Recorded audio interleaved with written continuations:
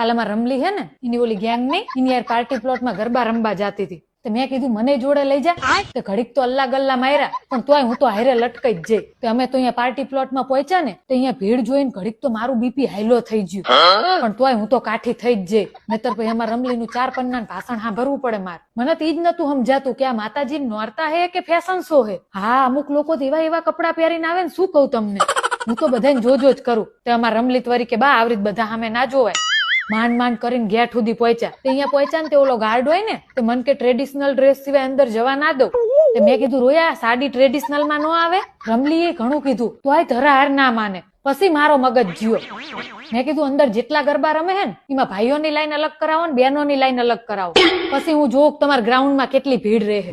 અડધા ઉપર તમારા ગ્રાઉન્ડ ખાલી ના થઈ જાય ને તો આ બાનું નામ બદલી નાખજે. પછી થોડોક પાસો પડ્યો. મેં કીધું માતાજી નોરતામાં તમે આવું કરો છો તમને શરમ નથી આવતી.